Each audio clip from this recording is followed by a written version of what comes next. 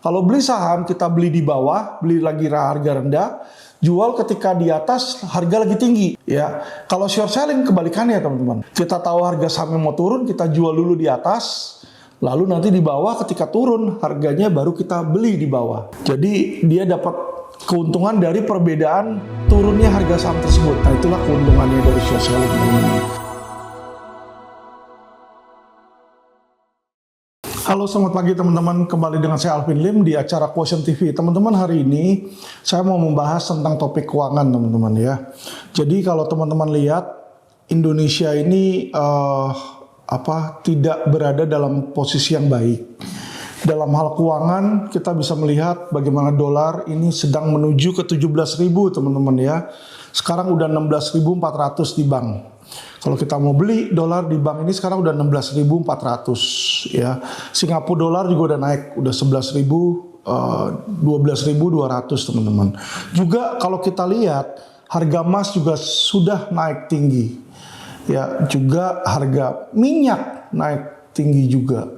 Menyatakan bahwa Indonesia sedang dalam posisi resesi. Dan kalau kita lihat juga di pasaran bisnis-bisnis banyak yang turun ya. Tetapi masih banyak orang yang bisa menghasilkan uang di pasar saham teman-teman. Nah, Indonesia ini, Bursa Efek Indonesia dalam waktu dekat akan meluncurkan yang namanya short selling. Ya, teman-teman harus tahu apa itu short selling, apa itu keuntungan short selling dan kerugiannya sebelum memulai trading short selling teman-teman ya. Karena short selling ini sangatlah berbahaya bagi mereka yang tidak mengerti. Saya jelaskan dulu teman-teman, short selling ini adalah artinya menjual saham yang tidak kita miliki. Lah, kita nggak punya saham, terus gimana kita jualnya? Jadi, short selling itu menjual saham yang tidak kita miliki. Saham yang kita jual ini adalah saham yang kita pinjam dulu dari orang. Jadi kita pinjam saham orang lain, kita jual saham orang lain. Nantinya kita harus mengganti saham yang kita pinjam tersebut teman-teman ya. Nah, itulah cara kerja short selling. Saya mau bacakan kepada teman-teman satu artikel supaya teman-teman lebih mengerti tentang short selling ya. Jadi short selling ini ada keuntungannya dan banyak orang yang juga sudah mendapatkan untung dari short selling. Saya berikan ini satu artikel dari bisnis.com ya, berjudul jajaran 10 konglomerat yang tajir melintir berkat short selling. Para investor yang cermat dan memiliki kekuatan modal serta jaringan data informasi yang akurat berpotensi mendulang cuan dari short selling seperti para 10 konglomerat dibilang di sini ya. Jadi ada 10 konglomerat menurut bisnis ini yang dapat untung dari short selling. Satu adalah George Soros ya. Jadi yang paling terkenal dan sukses dari semua short selling di dunia adalah George Soros. Karena dia berhasil menghancurkan Bank of England. Pada tahun 1992 Soros melakukan short selling terhadap pound sterling. Ya, jadi pound sterling itu mata uang Inggris di short sell karena dia tahu bahwa mata uang tersebut sudah overvalue teman-teman ya. Jadi akhirnya Soros memperoleh $1 billion dari kesepakatan ini teman-teman. Wow, hebat juga ya di sini ya, bisa dapat $1 billion di situ teman-teman ya. Jadi teman-teman nanti bisa baca lebih lanjut tentang artikel ini ya. Saya nggak akan bahas seluruhnya 10. Nah, inilah salah satu keuntungan short selling. Tapi teman-teman, orang itu mendapatkan keuntungan dari short selling kalau harga saham itu turun. Jadi kalau kita tahu harga saham mau turun, kita jual dulu di atas. Nanti ketika dia turun ke bawah, nilainya baru kita beli di bawah. Jadi ini kebalikannya dari beli saham. Kalau beli saham kita beli di bawah, beli lagi harga rendah, jual ketika di atas harga lagi tinggi. Ya, kalau short selling kebalikannya teman-teman. Kita tahu harga saham mau turun, kita jual dulu di atas, lalu nanti di bawah ketika turun harganya baru kita beli di bawah. Ya.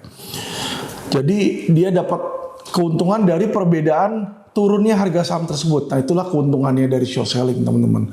Tapi apa faktor kerugiannya? Ini teman-teman harus lihat ya.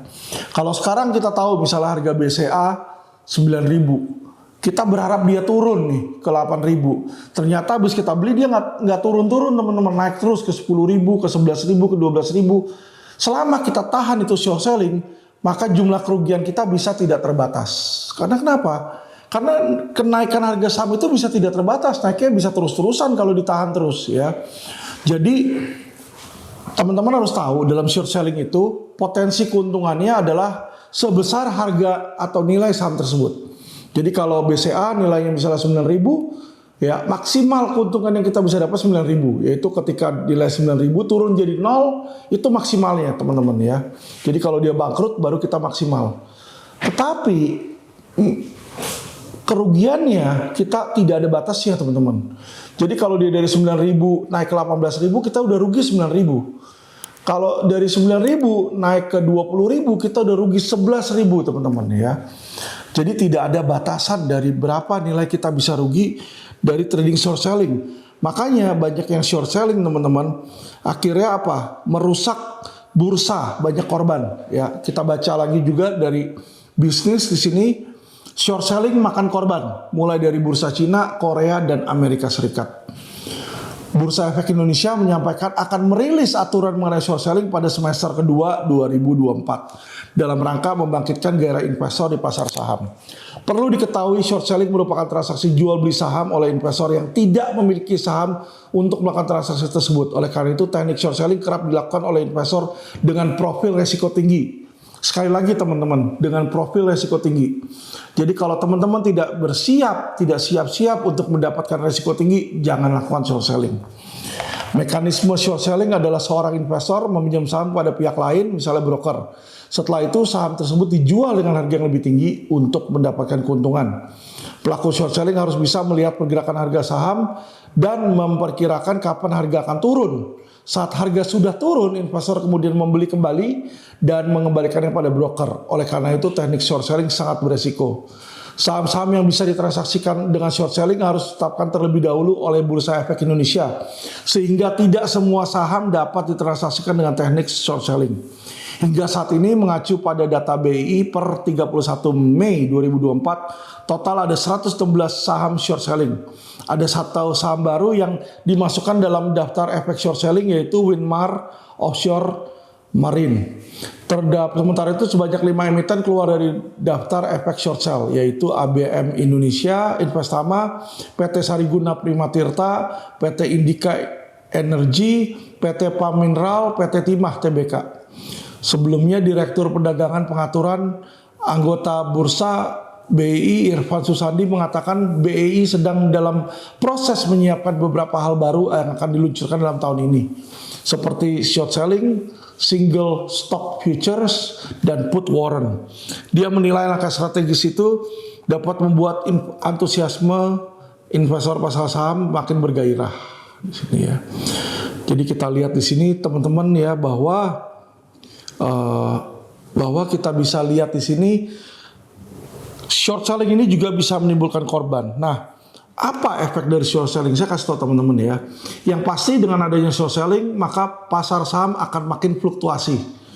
Fluktuasi dia akan makin tinggi teman-teman ya, naik turun ya di situ. Dan nanti kalau terlalu banyak yang short selling, ketika orang-orang yang short selling itu mulai beli, maka harga saham itu bisa naik sangat tinggi di sini. Jadi disinilah faktor spekulasi dan spekulan akan makin masuk ke pasar Indonesia ya. Di dalam satu pihak ini menguntungkan bagi orang-orang yang memang trader dan spekulan, tapi dari pihak lain ini akan merugikan bagi investor yang pengen berinvestasi jangka panjang teman-teman ya, karena harga saham itu akan makin volatil teman-teman ya. Dan melihat situasi Indonesia sekarang bagaimana? Kalau menurut pandangan saya teman-teman, Indonesia belum siap ya dalam hal investor-investornya belum siap dengan short selling. Saya bisa memprediksi nantinya ke depannya dengan adanya short selling, maka akan makin banyak korban orang rugi dari keuangan teman-teman ya, dari faktor short selling ini.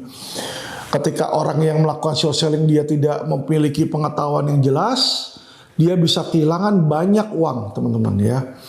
Dan kita bisa melihat banyak orang makin sengsara teman-teman, yang berharap dapat untung gede, spekulasinya tinggi, tapi ternyata salah langkah dan akan rugi dari keuangannya ya. Jadi saya berikan peringatan kepada masyarakat yang mungkin ilmu pengetahuannya tentang keuangannya belum mapan atau belum mumpuni, hindari short selling, teman-teman ya. Lebih baik Anda bertransaksi sebagai investor long term, beli saham-saham blue chip ya yang memang secara long term akan naik. Walaupun naiknya mungkin tidak begitu besar ya teman-teman ya. Daripada Anda membeli saham dengan resiko tinggi dan akhirnya Anda akan kejeblos sendiri. Oke teman-teman, terima kasih. Saya harap ini bisa membantu teman-teman dan memberikan insight sehingga teman-teman bisa untung di dalam bertrading. Oke, salam cerdas keuangan.